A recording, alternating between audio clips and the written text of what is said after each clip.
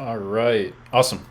Cool. Welcome, everybody. We're doing our weekly live training here, and we are covering some very powerful tools if you're dealing with anxiety and self-worth issues.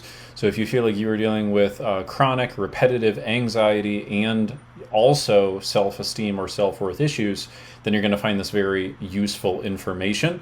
I'm going to try to keep it short, sweet, and to the point and just give you guys the direct meat of the material here. And if you guys have any comments or questions whatsoever, go ahead and put them in live and we will be happy to take those as we go.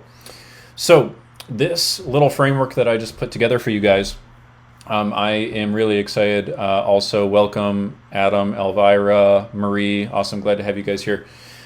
For those of you who are new to our community, we put out content every single week to help you improve your mental health. We believe that nobody should have to live with anxiety or depression long term, and that you simply need to learn the skills and tools to take control of your own mental health. So that's what we deliver for you guys every single week.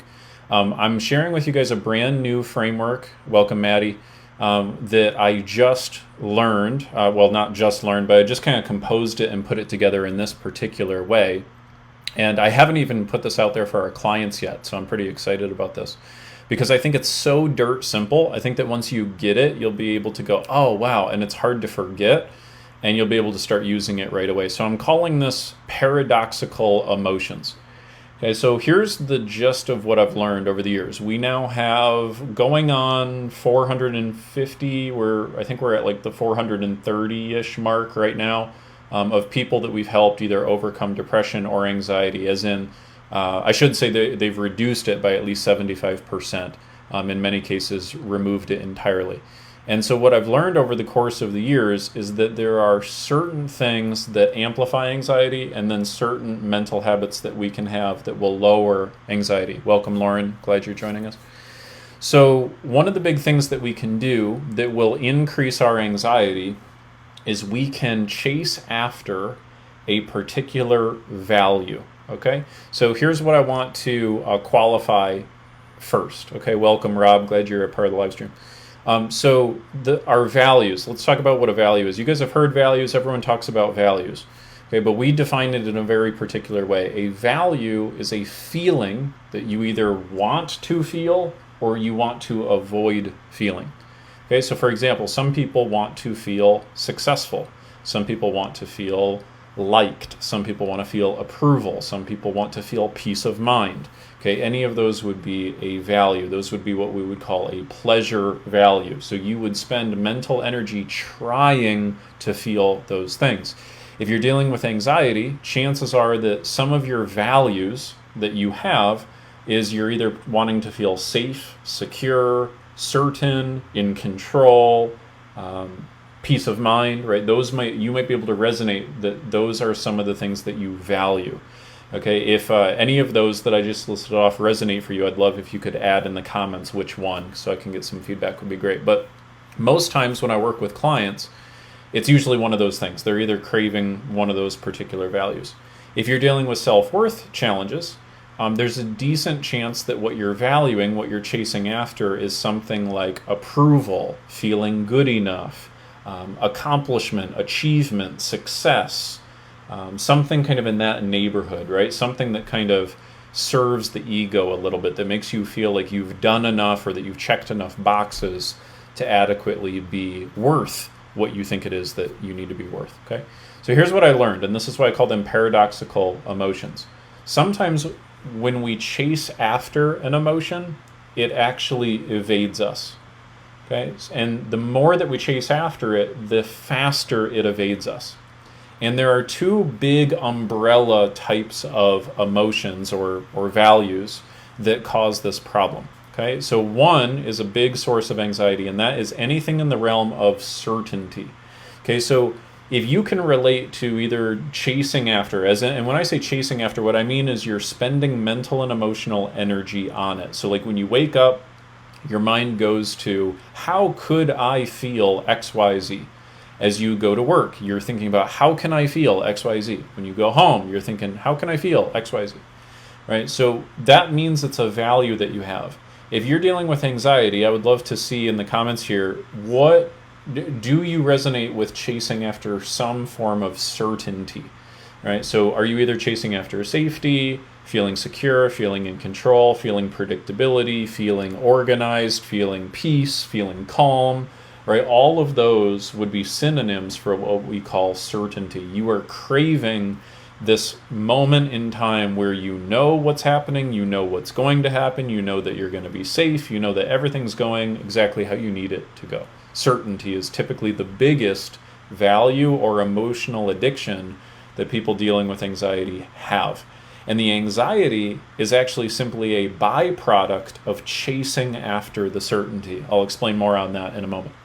Okay, now if it's the self-worth stuff, you're chasing after a particular set of values under a different umbrella, and the different umbrella that we call it is significance.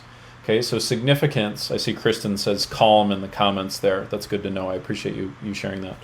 So significance has to do with things like, I wrote down a couple of examples here: respected, approval, good enough, validated, okay, things of that nature. Significance is all about the ego, right? And there's no shame in this. This is not me attacking you or anything of that nature. It's just we all have done this. We all get into our head about our ego. Our ego is nothing more than our mental projection of who we believe we have to be.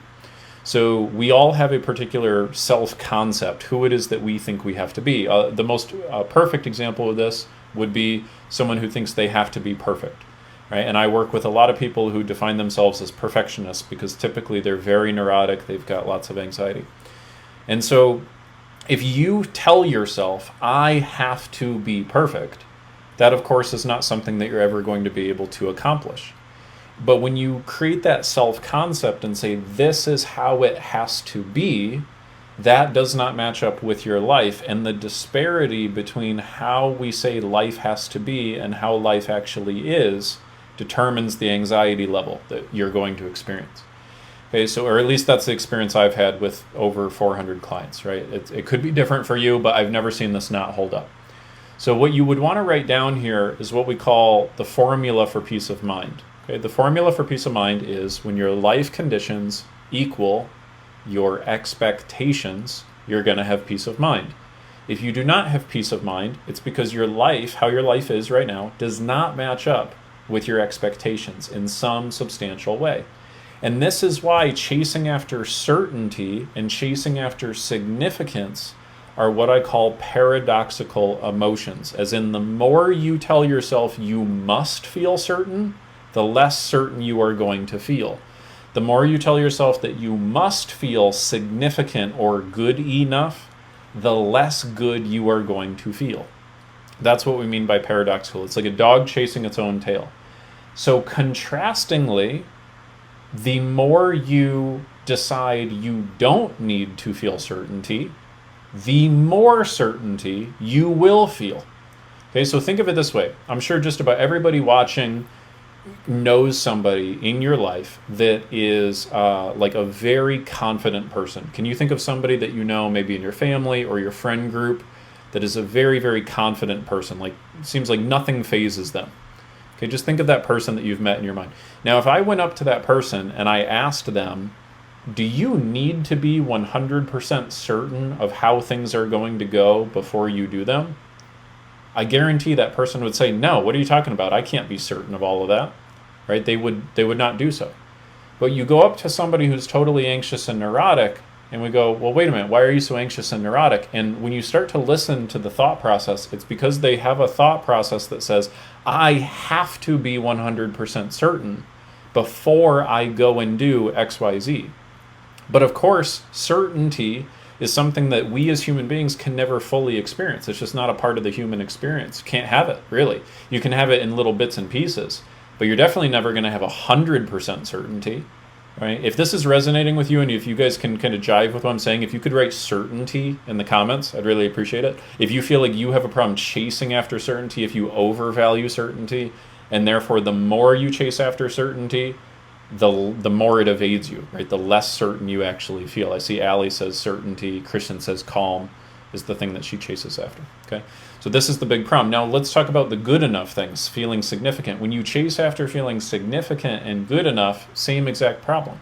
Because once you start to create a measure, a mental measure in your head of how you think you have to be, you ever have this experience where you tell yourself, like, I need to make X amount of money and then I'll be good to go. I'll be happy, I'll be content. And then you make that amount of money and then somehow you're just as discontent as you were before? You ever have that experience? Or like you think that if you get that job or you buy that house or you move into that apartment or you buy that particular outfit or whatever it is, right? You think like, okay, as long as I just get that, then I'll be happy. But then you get there and then you don't feel happy again, right? That's because what you're chasing after is you're chasing after feeling good enough. And chasing after good enough is a paradoxical emotion, meaning the more aggressively you chase after it, the more it evades you. The more obsessed you get with trying to feel good enough, the less good enough you will feel. The more obsessed you get with trying to feel certain, the less certain you will feel. But it works in the inverse. So when you become comfortable living with uncertainty, your anxiety goes away. It dissipates. Okay, your anxiety will drop in direct proportion to how much you learn to live, with uncertainty. Your anxiety will drop in direct proportion to how much you learn to live with uncertainty. And let it be okay that you're feeling uncertain. I always like to have people write down this quote: being uncertain does not mean you are unsafe. Right? So we tend to get this diluted in our mind. We get this mixed up. We think that just because we're not totally 100% certain of what's going to happen next, that means inherently what's going to happen next is dangerous. But that's not the case 99.9% of the time. Okay? So if you can get yourself to realize, okay, wait a minute, yes, I feel uncertain right now, but that doesn't mean that that's bad. That doesn't mean that I need to correct that. That doesn't mean that I have to be totally certain. Okay, a really good example would be like going on a date. Would you want to be 100% certain of how the date's going to go before you go on the date? I know some of you listening would be like, yes, I definitely want that. Right? But if you really played out your love life like that, it would be boring after a while. Right? That would not be exciting. There'd be no enticement. There'd be no passion. There'd be no joy, really, at the end of the day. So there are some areas where you're comfortable with uncertainty, but then there's all these other areas where you say, no, I have to be totally certain, but that's why you're getting anxious. Anxiety, by the way, guys, is nothing more than the emotional byproduct of chasing after certainty. So as soon as you stop chasing after certainty, the anxiety goes away. It's just like carbon monoxide comes out of the exhaust pipe of a car.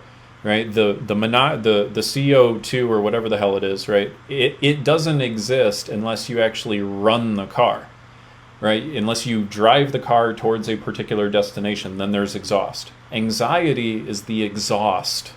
Okay, you chasing after certainty is what creates the exhaust, what creates the emotion of anxiety. Because when you tell yourself, I need to be 100% certain, your mind can't actually do that, but your mind is going to try. So what your mind tries to do is go, okay, great. If I need to be 100% certain, I need to pin down every single possible variable. And this door, and this door, and this door. And well, what if I open this door and two more doors open? Right? So you try to go through this endless cycle in your head of pinning every single variable down, but you'll never succeed. The more you chase certainty, the more certainty evades you. Same thing with significance.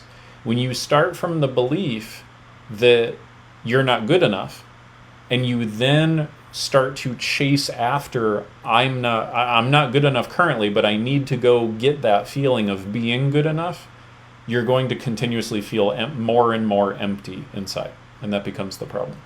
So if you think of people who are really, really certain, they're people who are not chasing after certainty. They're chasing after something totally different, which is where we're headed to in the last segment of today's training. I'm going to share with you guys some things that are not paradoxical emotions. So some things that you can chase after, where the more you chase after them, the more you actually can feel them. And they can actually cause you to feel more certain and cause you to feel good enough as well. Okay, but for now, what I first want you to get is that the more you chase after those, the more they're going to evade you, okay? If this resonates with you so far, can I just get like a yes or a yeah, like in the comments? I'd really appreciate it, just so I can make sure I'm not like, speaking Spanish to you guys, like this is making sense, hopefully.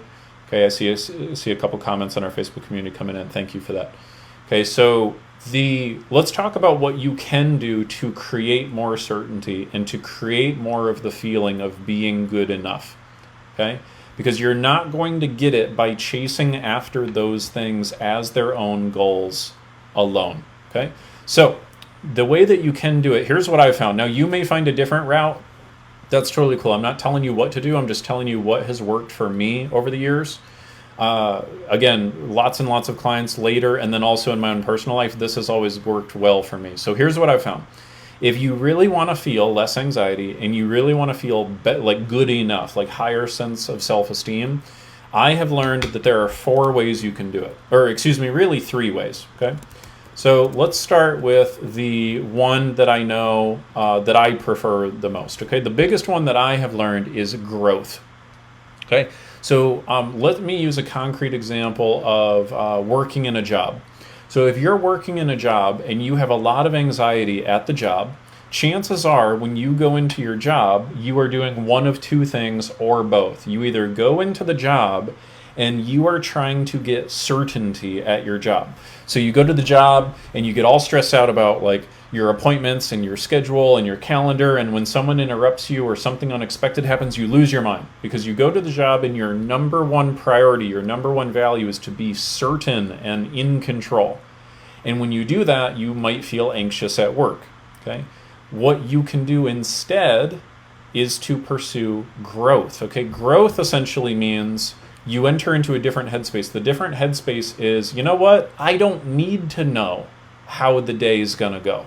I don't need to know exactly what I'm going to do at 3 o'clock. I don't need to know exactly what this person is going to say in the meeting. I don't need to know exactly what my boss is going to ask me to do.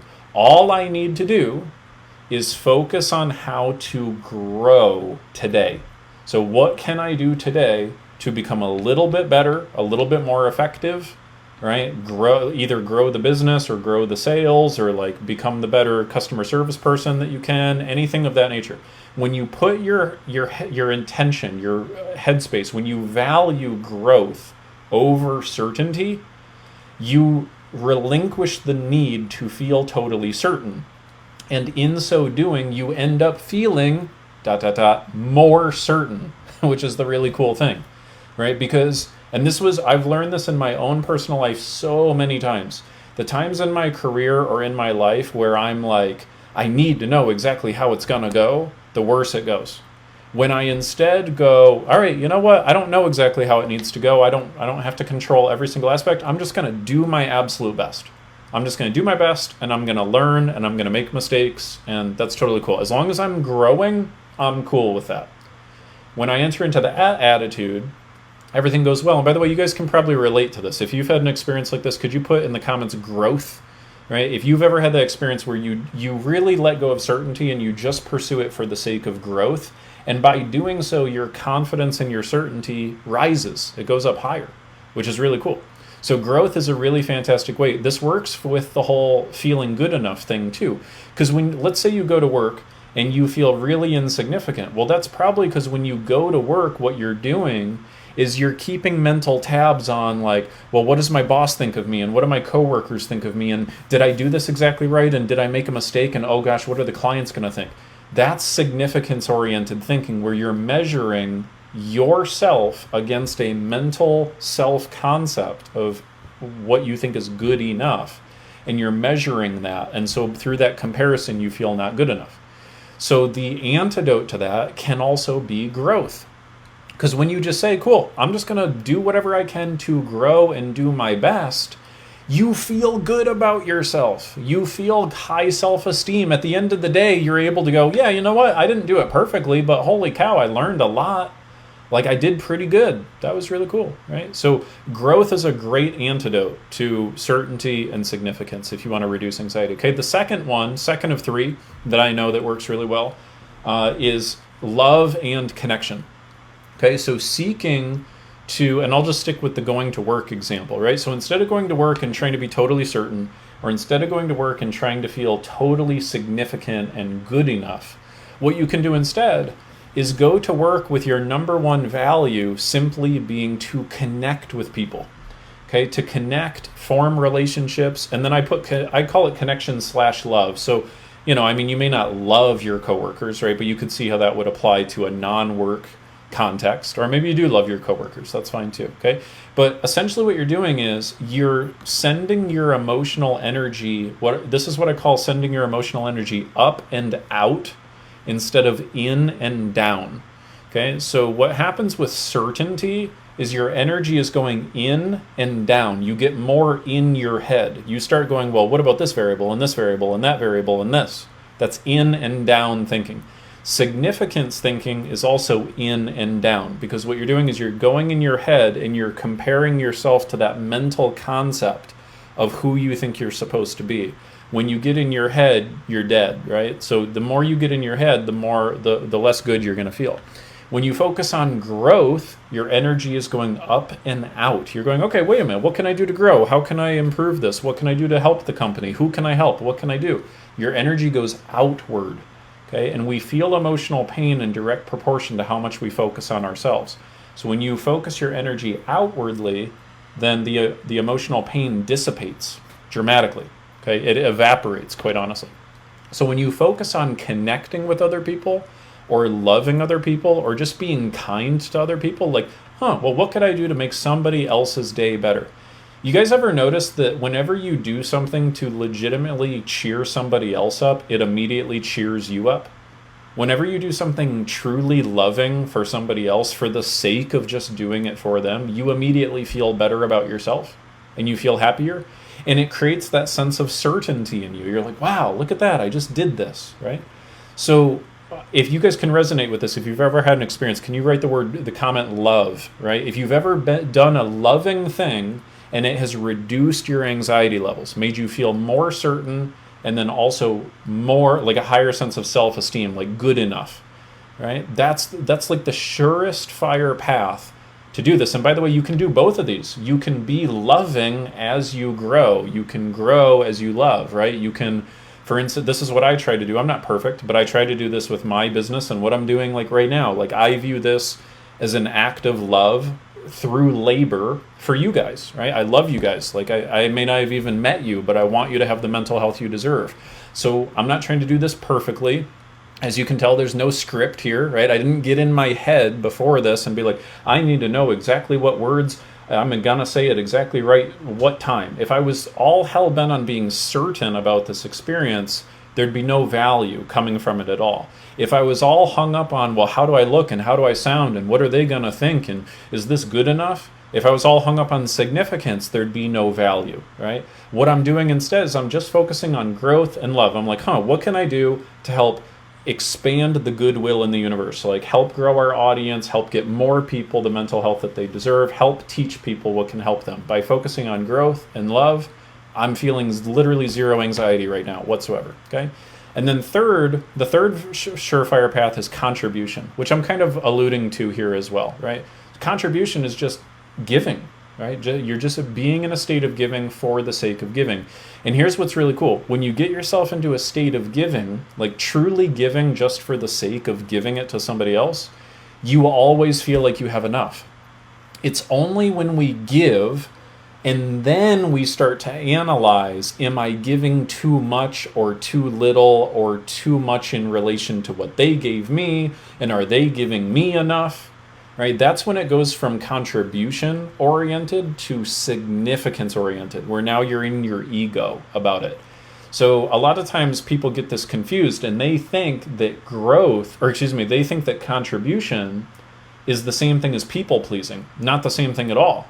Okay, contribution is I want to give this to you for your sake. I just want to give this to you so that you feel good, and me giving this to you also makes me feel good, but I'm not doing it for me. I'm just doing this because it feels good to give. Okay, that's what contribution is.